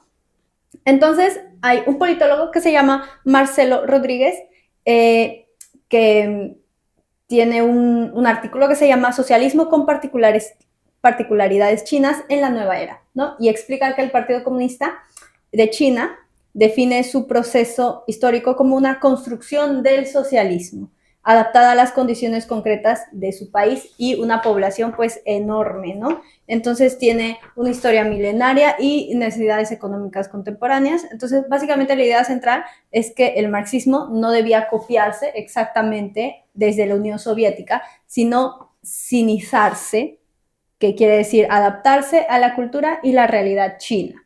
Entonces, en este libro básicamente se habla de la sinización del marxismo, ¿no? Que es una mezcla entre la teoría marxista y la tradición política china. Ajá. Chucha. Bueno, en China el poder político no está dividido entre varios partidos, como mencionó Eva, y como el resto, bueno, es como en Estados Unidos, por ejemplo, y como acá, el de nosotros también. que estuve viendo la plancha gigante que teníamos, ahí. Ya. China es un sistema unipartidista, gobernado por el Partido Comunista de China, que habíamos mencionado, desde 1949. Ya tiene su rato. El documento Marco Político en China de la Oficina Económica y Comercial de la Embajada de España en Pekín explica que este partido es el núcleo real del poder y que sus estructuras se superponen con las del Estado y el ejército. ¿Qué pasa? El partido tiene cerca de 80 millones de miembros y su órgano máximo es el Congreso Nacional, que se reúne cada 5 años. Sin embargo, el verdadero centro del poder es el Comité Permanente de Politburo, que es un pequeño grupo de dirigentes que toman las decisiones estratégicas más importantes de todo el país. Entonces ahí tiene su grupito que se encarga de como... Tiene un sistema muy elegir. diferente al que tenemos en el resto del No. país, ¿no? De hecho, esto del grupo me suena como cuando la gente dice, no, es que hay un grupo de poder que llama los Illuminatis. Ajá, sí, Eso no pasa me suena así. Pero bueno, se basa en la idea de que el partido pues debe dirigir el Estado para garantizar estabilidad, crecimiento económico, desarrollo, continuidad política también, porque, ven, eso sí tienes razón, o sea, que hay muchas cosas que se ponen en traba porque pues la ideología política del gobierno anterior no es la misma del actual, entonces se paralizan muchas cosas, por eso para ellos es tan importante la continuidad política, pues, ¿no? Que parece Para más. que continúen. Ajá. El liderazgo del partido es considerado indispensable para evitar el caos político y mantener un proyecto socialista, ¿no? Pero entonces, si China es socialista, ¿por qué tiene empresas privadas, multimillonarios y grandes corporaciones? Eso diríamos si no tuviéramos conocimientos sobre ciencias políticas básicas. No, básicas no, esto ya es un poquito más avanzado, ¿eh? Yo quería ser politóloga. Ajá, Capaz sí. lo voy a estudiar. Todos los que hemos estudiado ciencias de la comunicación social, así. periodismo y así. Así, si no hubiera una pandemia, politóloga. Ajá, sí. Y no creo te que hubiera por conocido. eso... Bueno, capaz si te hubiera conocido, me hubieras entrevistado. Ajá, sí. Entonces, tras la muerte, por dos cosas, ¿ya? Por las reformas iniciadas por Deng Xiaoping desde 1978, tras la muerte, pues Mao Zedong, Deng impulsó la política de reforma y apertura que ya habíamos mencionado antes y permitió inversión extranjera, ¿no? Propiedad privada limitada y economía del mercado. Y él tiene una frase muy famosa que es: no importa si el gato es blanco o negro mientras case ratones. Y a eso se refería la política, o sea, no importa, A ver, no es necesario. Explícalo para la gente como yo. Ya. Ya, voy a explicar, pero ya, tranquilos. ¿Qué quiere decir su frase? Que no era importante seguir una pureza ideológica absoluta, ¿no? Como que seguir, todas las ideas que trae consigo un modelo socialista o un modelo comunista, sino desarrollar el país. Entonces, China empezó a combinar planificación estatal con mecanismos capitalistas y pues el Estado sigue controlando sectores estratégicos como la energía, las bancas, las telecomunicaciones, la infraestructura, pero al mismo tiempo existe un enorme sector privado, ¿no? Por eso hay muchos analistas que describen a China como una economía socialista de mercado, que sería una descripción, ¿no? Unos términos políticos más acordes a China, en vez de llamarlas, no, son comunistas. O sea, pues eso es, el comunismo es como que lo más superficial que tú puedes sacar de ahí, ¿no? De su iceberg. Ajá. Y la segunda razón es porque en el nivel primario del socialismo, en el que se encuentra China, realmente se encuentra en un nivel primario del socialismo, el mercado puede utilizarse como una herramienta de desarrollo económico siempre que el partido y el Estado mantengan control sobre sectores estratégicos, ¿no? Como lo hace China, y sobre la dirección general del país. Entonces, el debate del pensamiento marxista sobre quién controla los medios estratégicos de producción, eso es lo que desarrolla Karl Marx en la teoría comunista, ¿no? Y también cómo se distribuyen los recursos esenciales de la sociedad. Y la crítica al modelo capitalista es que la riqueza se concentra y el trabajo genera plusvalía para una minoría propietaria y necesidades humanas básicas terminan pues subordinadas a la lógica de la ganancia, ¿no? Y la plusvalía es básicamente el dinero el valor de ganancia que genera el trabajo del empleado y que no se lo paga el empleado, sino se lo lleva el propietario, ¿no? Entonces, por ejemplo, yo estoy en una empresa, no es real, es un ejemplo, ¿ya? Pero supongamos que yo estoy en una empresa, somos 3 personas en una empresa y nosotros ganamos sueldo, no sueldo mínimo, supongamos que ganamos ya 2,000 soles, ¿no? Pero la empresa con nuestro trabajo está empezando a ganar 1 millón, millones, entonces nosotros seguimos con nuestro sueldo de 2,000 soles Y pero ellos el siguen con sus propietario se millones, salió con llevándose sus millones. con el trabajo de tu con el grupo. trabajo que estamos haciendo. Entonces, lo normal, ¿no? Como Es que así creo suban que- los sueldos. es que nos suban los sueldos y que nuestros sueldos vayan acorde al valor De tu trabajo. de ganancia que estamos generando para la empresa. Pero no es así. Pero no es así. Por la plusvalía. Y de hecho, el modelo económico neoliberal se sostiene y el sistema capitalista se sostiene en la plusvalía. O sea, debe haber De la plusvalía. explotación Claro. y del trabajo mal pagado. Claro, por eso incluso los cristianos de ultraderecha también tienen que leer más la Biblia, porque la Biblia por algo dice que no hay millonario que vaya a entrar al paraíso.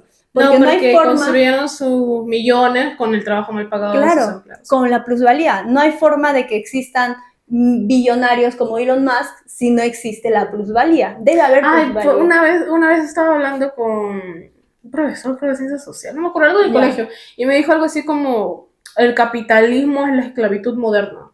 Ah, claro, es que sí es una forma, porque te pagan con dinero, pero quitándote horas de tu libertad, pues, ¿no? Sí, porque hagas una idea, si ustedes trabajan, ponte, horario completo, con tanto almuerzo, 9 horas al día, de lo que salen 2 horas de ida, imagínense, porque la mayoría viven lejos de su trabajo, 2 horas de ida, y ahí tienes 11 horas, Sí. 2 horas de regresada, 13 horas. ¿Qué te queda? Lo que duermes, la gente debe dormir 8 horas al día, ¿no? Ajá. No te queda nada al No te día, queda no te nada. queda nada al día. Te queda tu Imagínate domingo. si trabajas 48 horas a la semana, todo tu sábado también. Sí. ¿Qué te queda? ¿El domingo? Domingo. El domingo solo duermes porque estás cansado de toda la semana de explotación Y laboral. además tienes que alistarte para Para ir el otra vez. siguiente día. Por eso la gente se suicida. Por eso la gente se... Y pensar que nosotras tenemos, pues, no llegamos ni a los 25 años y pues en este mundo distópico en el que, bueno, no es distópico, pero ajá, en el que vivimos, vamos a tener que continuar haciendo Sí. eso los siguientes 30 A ver, años. tenemos como ciertos privilegios, preciosos. Seguimos Sí, haciendo sí. hobbies, seguimos haciendo cosas Sí, culturales que como nos esto, gustan. por ejemplo. Trabajamos cerca de nuestros trabajos. Sí. Eso es una ventaja Una tremenda ventaja. comparado al resto del Perú, que vive lejísimo de sus trabajos. Tengo una compañera que vive en Puente Piedra y llega a Jesús. Imagínate, son como 2 horas. Ida y vuelta, entonces es fuertísimo. No. Yo una vez trabajé 2 días, una hora ida, 1 hora de vuelta. Me quería Y te matar. salí. Me salí. Y se salió. 2 días yo duré. Me ofrecieron de Jesús María lo que me paguen. Gratis trabajo. No. Tampoco.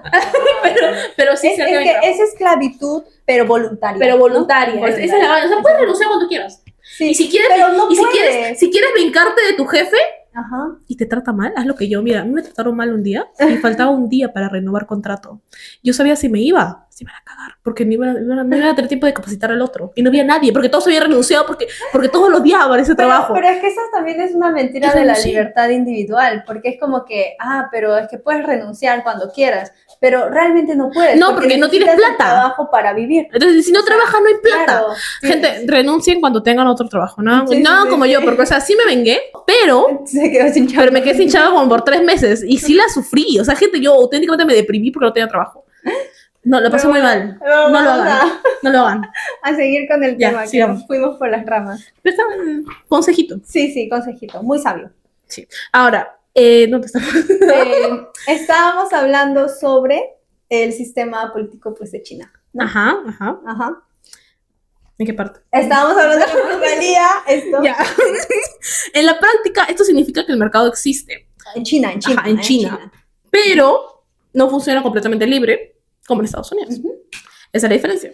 El gobierno interviene constantemente, fija prioridades económicas, dirige que dirige megaproyectos, regula sectores estratégicos y puede influir directamente en empresas privadas, a diferencia de acá.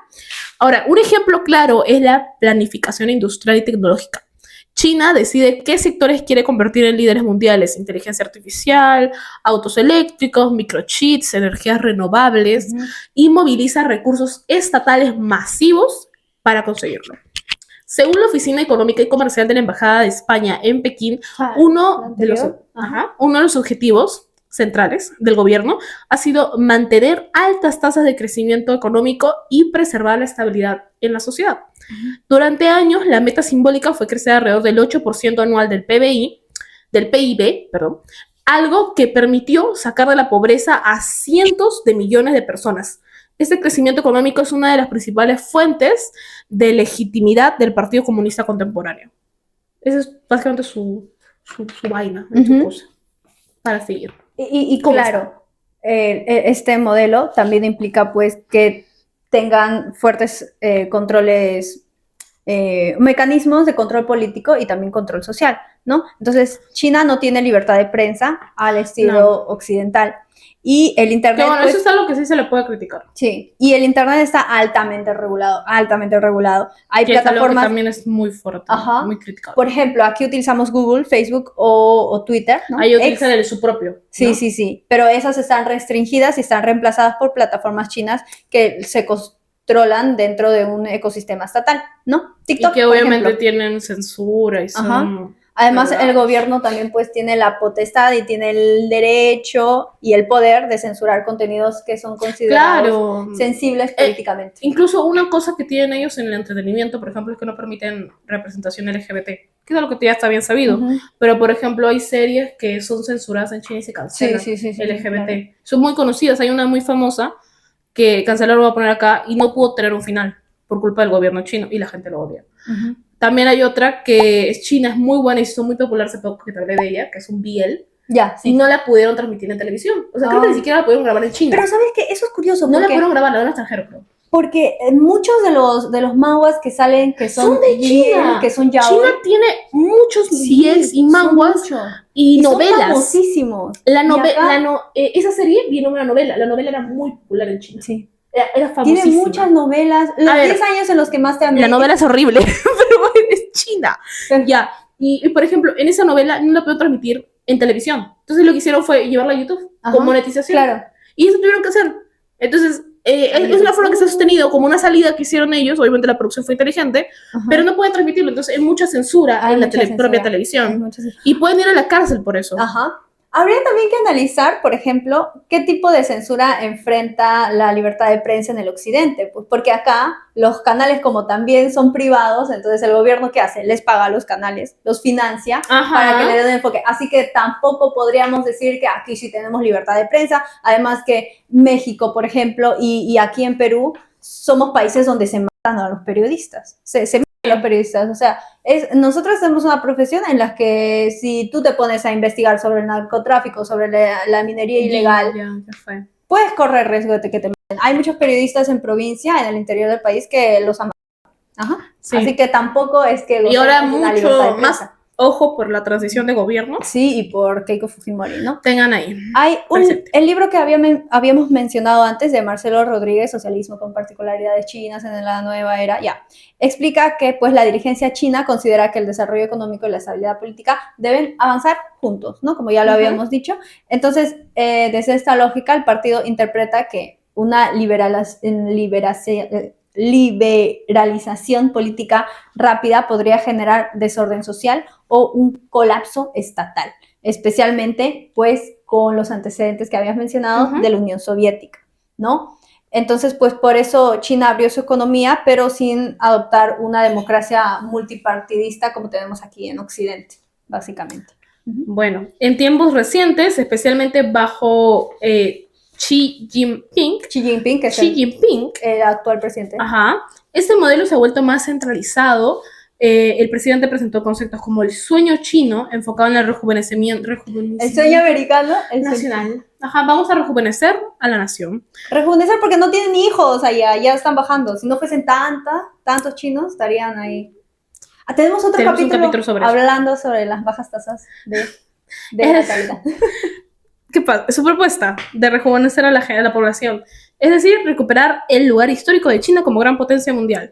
Su gobierno también ha reforzado el papel ideológico del partido, la lucha anticorrupción y el control político interno, al mismo tiempo que China se ha expandido enormemente en su influencia global mediante comercio, infraestructura, tecnología y proyectos como la Ruta de la Seda.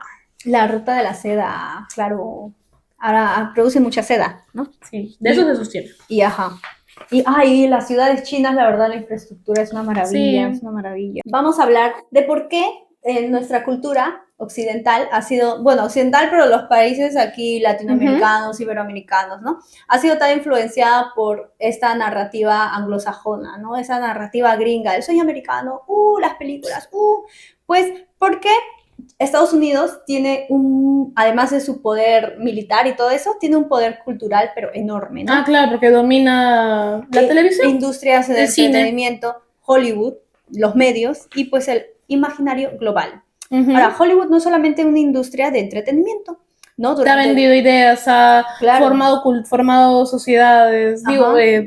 familias, básicamente. Durante décadas funcionó justamente con eso, como eso, ¿no? Como una herramienta cultural la más poderosa que hay en todo el mundo, De ¿no? manipulación mental. Ajá. Ahí vamos a poner nuestro gorro ese de aluminio. De aluminio, pero no contra los aliens, contra los contra gringos. Hollywood, contra Hollywood, Disney. Contra Disney, ¿no? Entonces, pues, básicamente utilizaron eso para construir un imaginario global sobre el éxito, la libertad, la prosperidad Claro. y el propio modo de vida americano y el sueño americano, ¿no? El Que cine creo que ahora sí estadounidense, está más como criticado. Ah, sí. Sí, antes sí era como, ay, quiero esa meta, ¿no? Pero Ajá. De irte a Estados Unidos, pero ajá.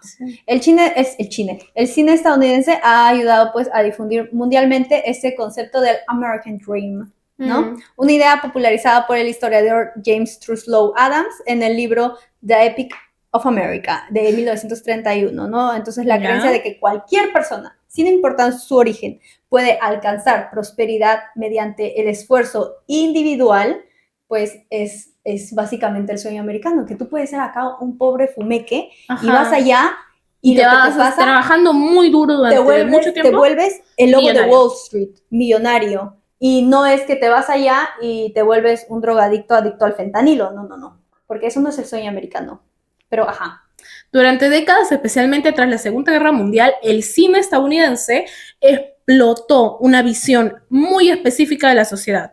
Casas suburbanas, familias estables, autos, Y gringas, consumo, muy blancas, hijos blancos, ascenso social y libertad individual. El artículo que mencionó Eva señala que en los años 90 muchas películas mostraban una sociedad autocomplaciente instalada en el consumismo. Iba a decir comunismo. Donde el éxito se asociaba directamente a riqueza y realización personal. Esto no solo moldeó cómo el mundo veía a Estados Unidos, sino también cómo los propios estadounidenses entendían su identidad nacional.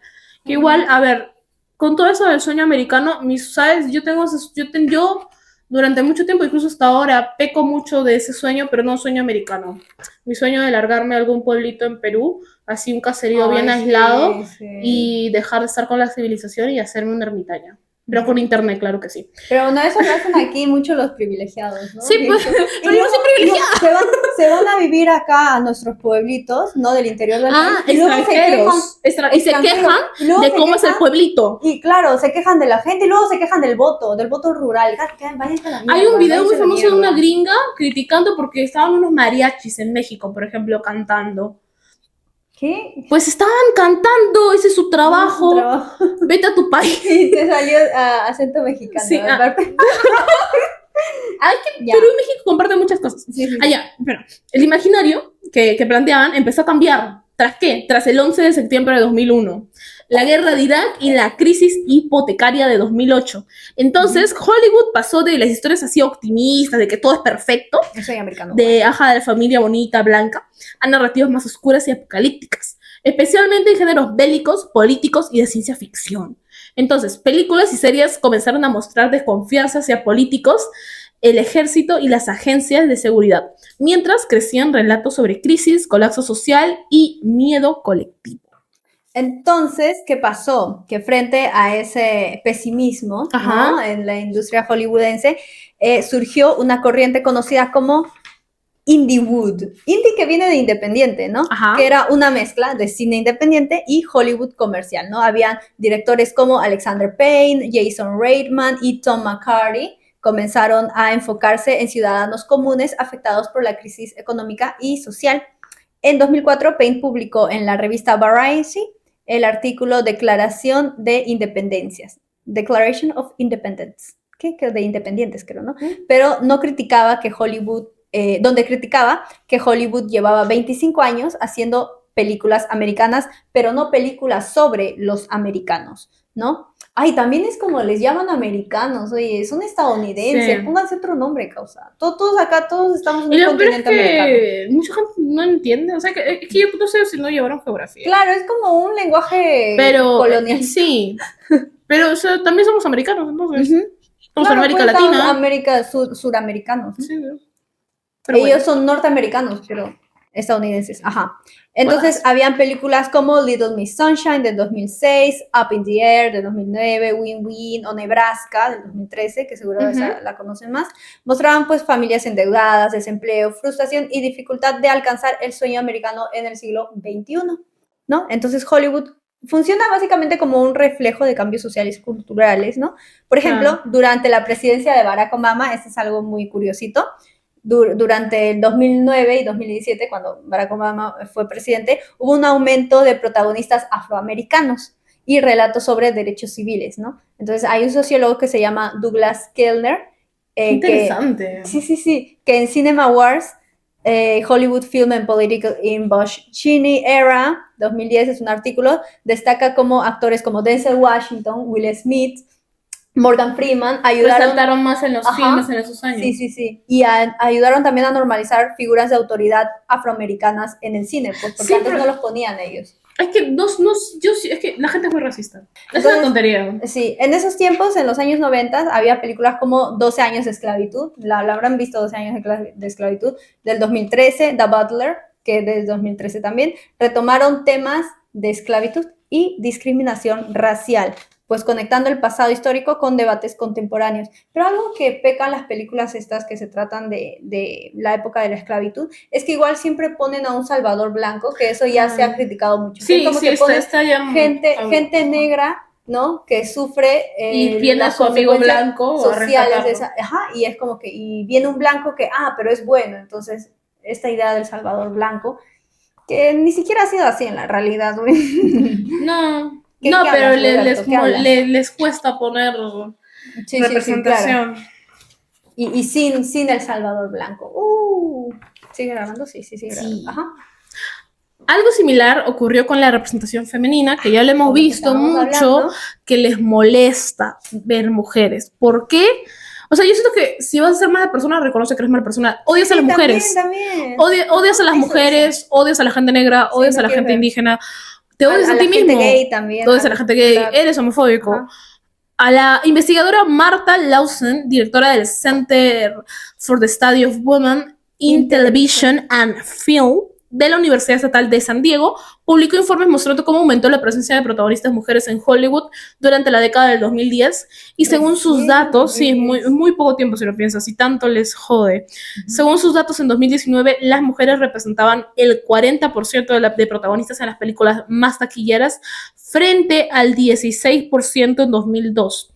Películas como Frozen de 2013, The Hunger Games de 2012 a 2015 o Star Wars The Force Awakens de 2015, me gusta mucho esa película, no sé por qué la criticaron tanto, reflejan este cambio cultural. A mí sí me gusta.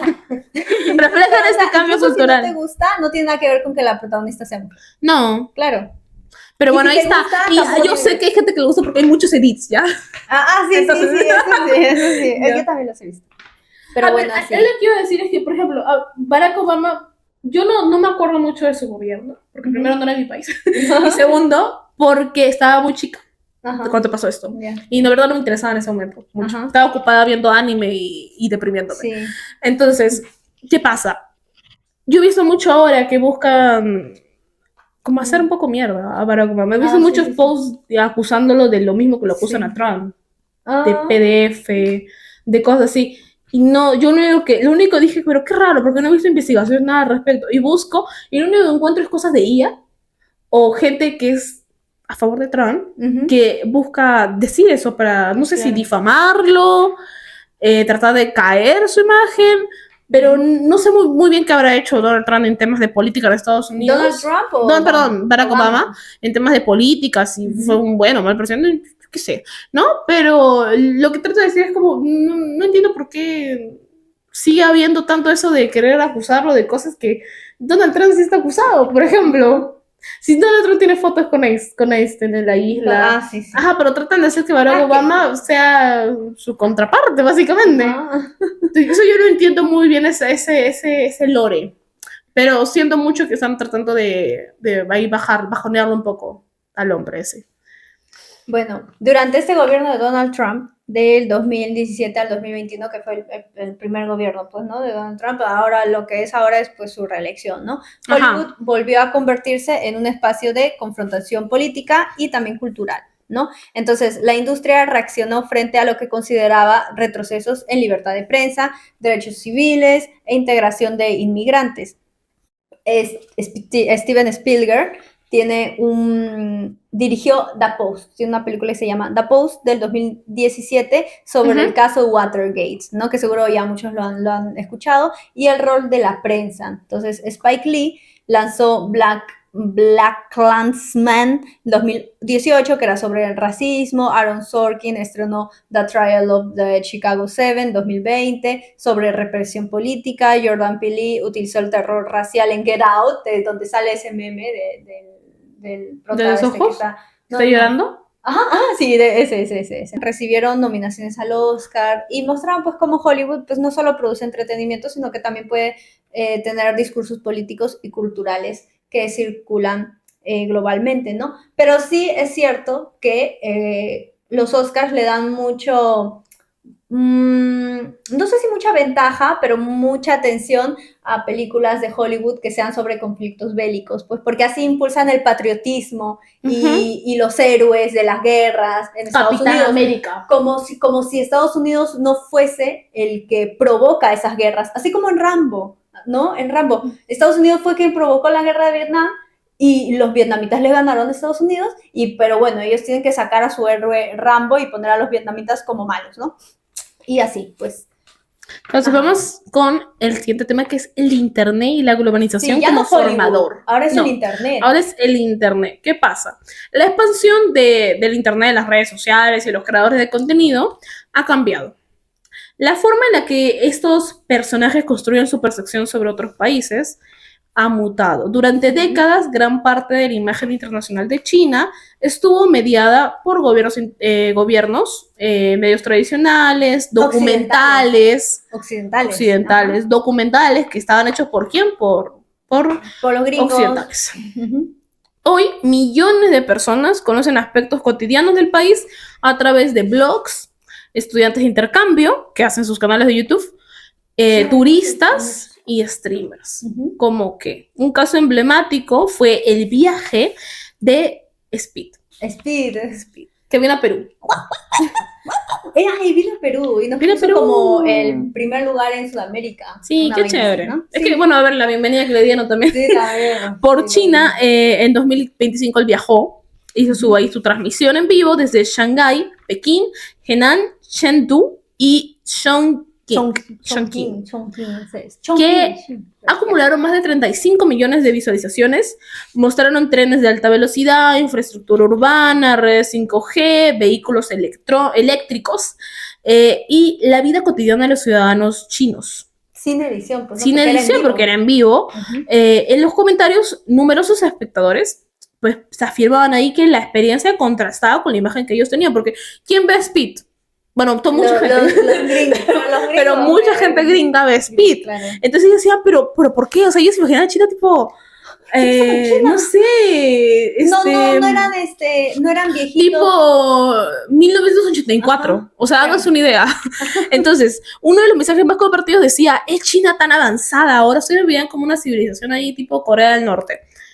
Que bueno, también está controlada por la percepción por medios occidentales. Pero, eso yo encontré en uno de los mensajes... esto pues rompe con mi comprensión de China de hace 30 años, decía el mensaje. He sido engañado por los llamados medios convencionales durante tantos años.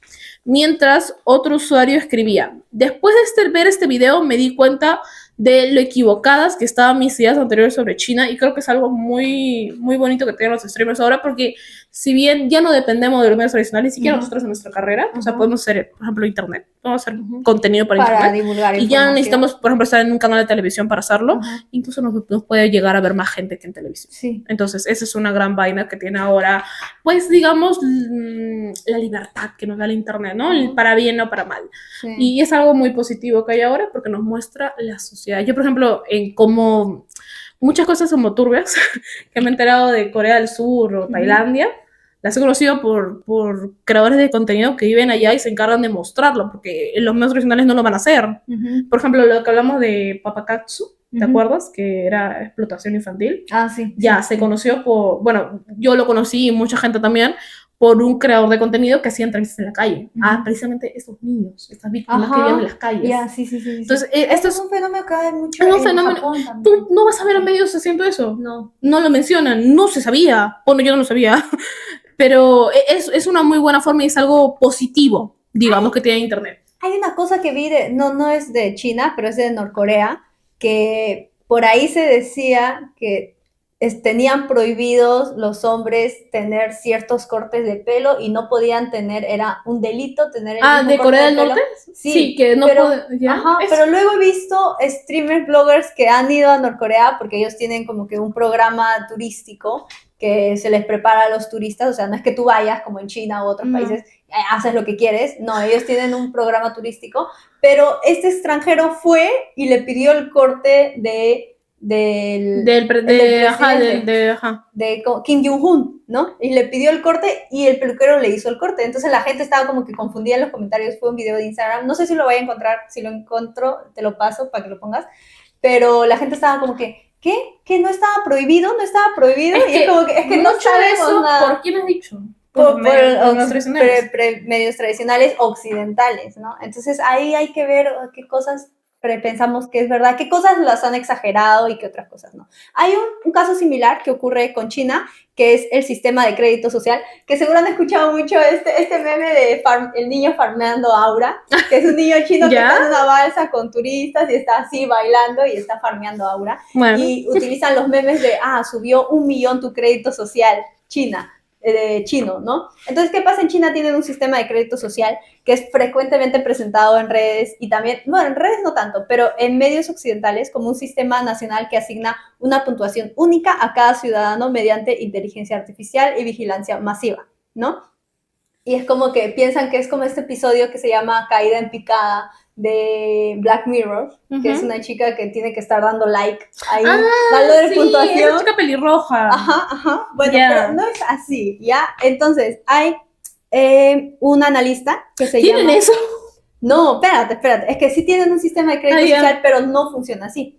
Hay un analista que se llama Vincent Purse del Mercator Institute for China Studies, MERIX se llama. Explica en el sistema de crédito social en China, un mito y realidad, Untangling Myth and Reality, que esta descripción pues es en gran medida un mito, o sea, no es así. Ahí sí existe un sistema de crédito social, pero nunca se implementó una puntuación nacional única para toda la población. Durante la década de 2010, algunas ciudades experimentaron con programas piloto de puntuación ciudadana, pero muchos fueron criticados e incluso limitados por las propias autoridades chinas. Entonces, desde el 2019, Pekín aclaró formalmente que las puntuaciones no podían utilizarse para sancionar a ciudadanos y en 2021 introdujo restricciones adicionales. ¿Entonces para qué eran?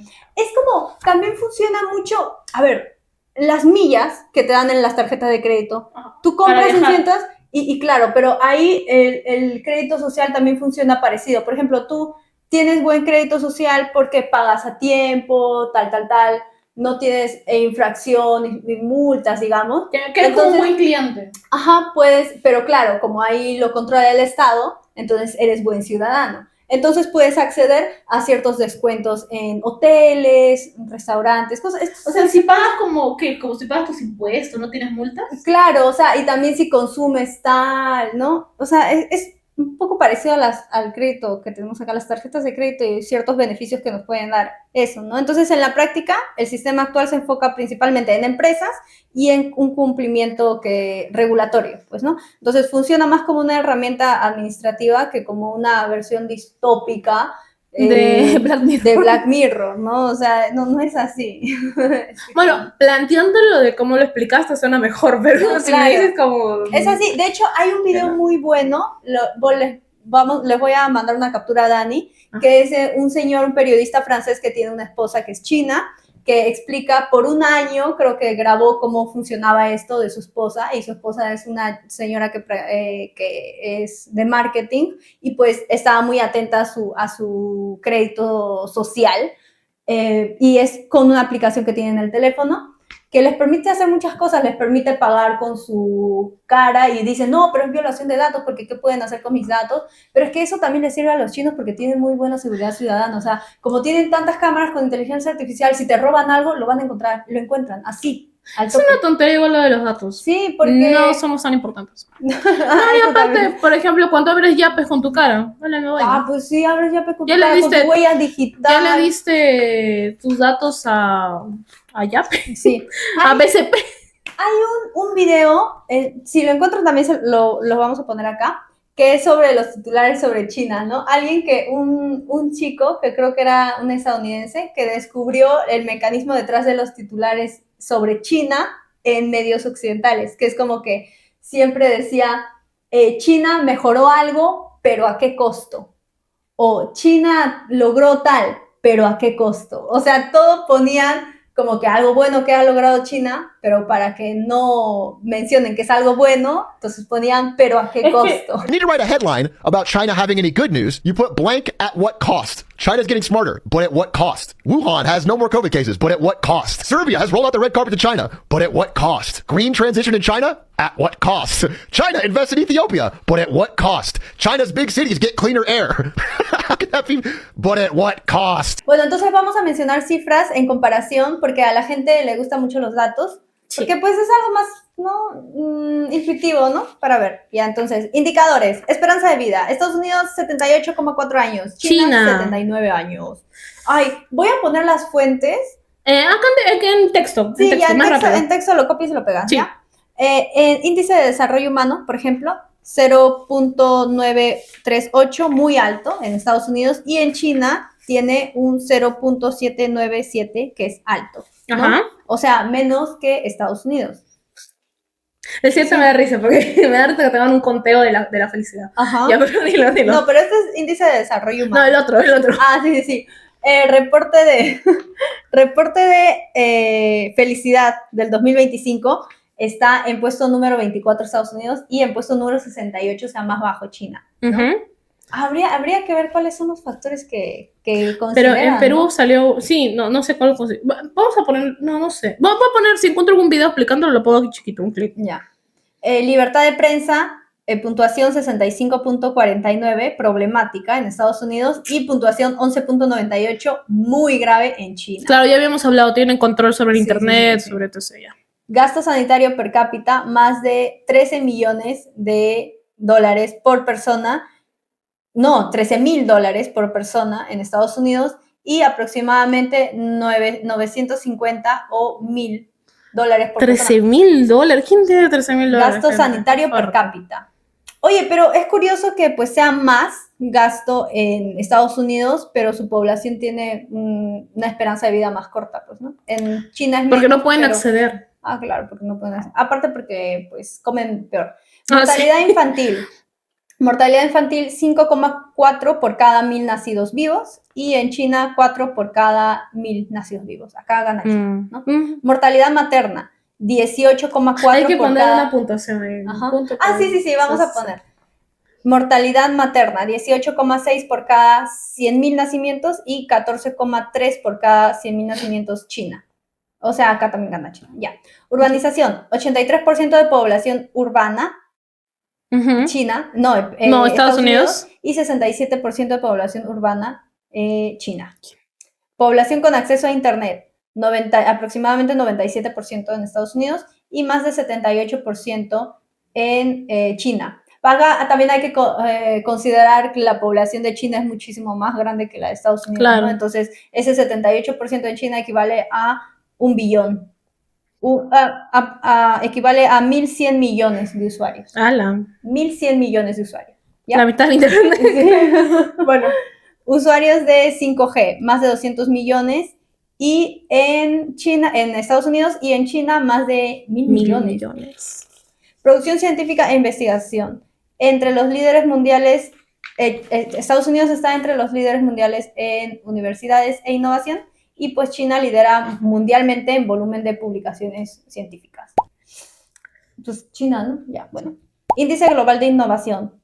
Top 5 mundial, y China está, eso es Estados Unidos, y China está en top 15 mundial. Vamos a ver cómo está dentro de unos años, ¿no? Y ya. A ver, lee los otros indicadores. Mano, tiré a mí. Ya, para los ¿Dónde indicadores. está? Todos. Esto es cuadrito de aquí. Ok. Justo tiro mi guión y me dice, dale, no tengo. Porque dije, ya no tengo nada que leer. Bueno, ya. Población carcelaria en Estados Unidos. Más de 1.8 millones de personas encarceladas. China, 1.7 millones aprox. O sea, se llevan ahí unos... Ajá. Poquito. Percepción de seguridad ciudadana en Estados Unidos es menor que China en encuestas internacionales recientes. Y en China está entre las más altas de Asia en percepción de seguridad urbana. Sí, o sea, no tienen muy buena percepción de seguridad en Estados Unidos. Y el otro, que te faltó. Ya. La tasa de homicidios. Tasa de homicidios en Estados Unidos es de aproximadamente 6 homicidios por cada 100.000 habitantes, y en China es de aproximadamente 0.5 homicidios por cada 100.000 habitantes. Oye, pero 6 homicidios por cada 100.000 habitantes. ¡Hala! Eso es regular, homicidios, pero bueno. Y se acabó, Se acabó. Pero ahora vamos a tocar algo interesante, que son los memes. Los memes que salieron. ¿Qué memes nos conocemos? Y ahí te mandamos. No conozco muchos memes de Estados Unidos y China, la verdad. Bueno, ahorita que me acuerdo, no, pero el más presente que tengo de China es ese de Bugs Bunny con la bandera. Con la bandera comunista. Ya, ese es el pero más... también el meme es de las canciones de los chinos bailando con sus carros. Ahí lo vamos a poner, Vamos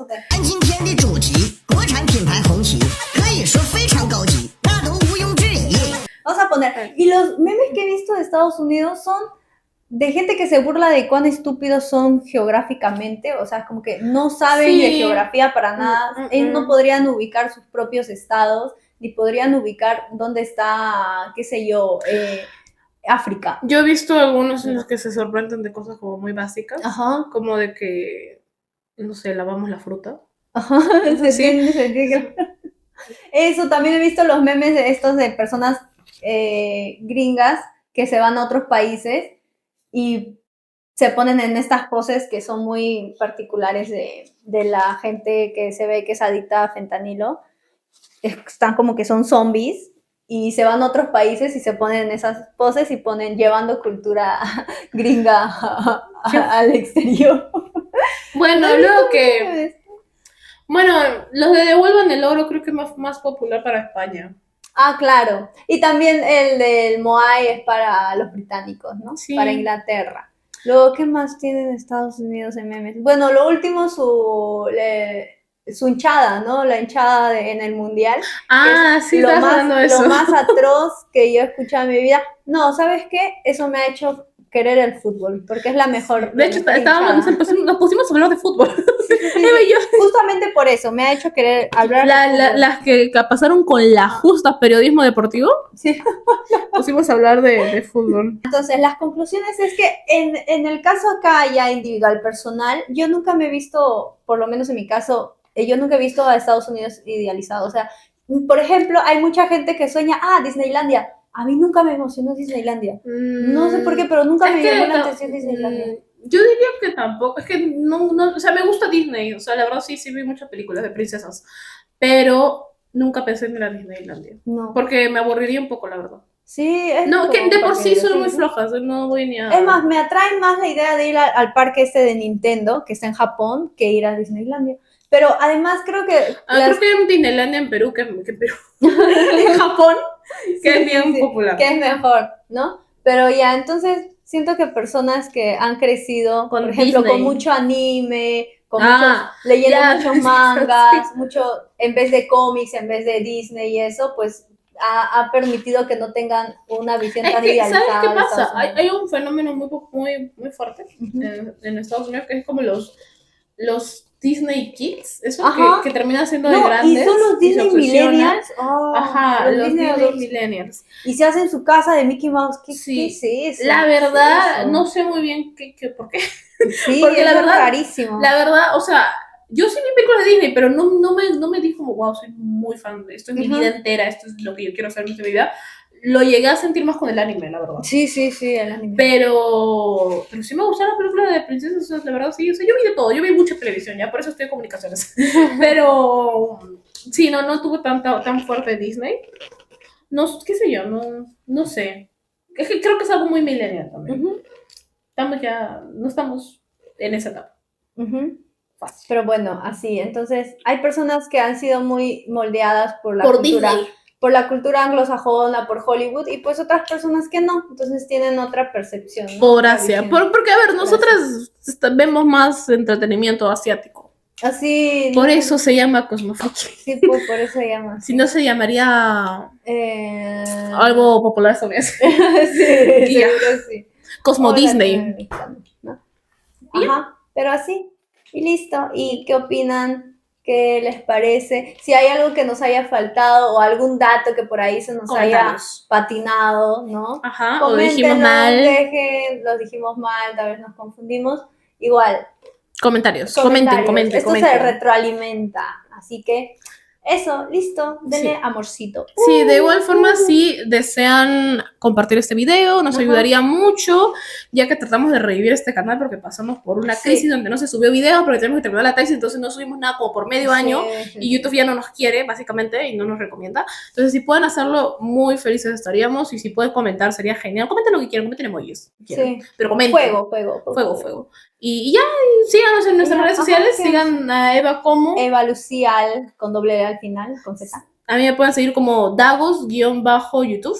Y recuerden también que esto es como un proyecto que se hace sin fines de lucro. Sí. Es solamente por amor al arte, por llevar información, difundir. Si etcétera. quiere, vamos a tratar de probar. Bueno, ya habrá salido el anuncio antes en este video, pero vamos a tratar de probar con Yape, porque sé que sí llega a peruanos, o sea, todavía sí nos está recomendando en Perú, supongo porque somos de Perú. Ajá. Entonces, vamos a probar primero con Yape, porque en live nos pidieron que pusiéramos Yape. Ajá, Entonces, sí, en el live. hicimos un live en hicimos un TikTok live. y nos pidieron poner Yape, entonces Hablando vamos- justamente de las sí. elecciones. Y nos olvidamos de poner en selecciones No. el código. Entonces vamos a intentar poner un QR de Yape. Si Ajá. quieren, si pueden, pues para sostener el proyecto, pues porque la verdad invertimos en esto. Sí, todo y mi pasaje. los pasajes de Eva. Porque yo soy conera. Ajá, Eva viene hasta acá. No vamos a decir a dónde viene Eva porque no me quiero No. doxear.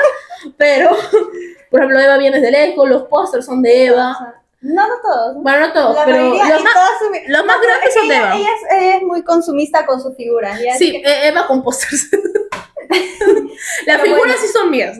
pero bueno, eso ha sido todo por hoy. Muchas Sí. gracias. Muchas gracias por ver. Por favor, comenten, compartan y síganos.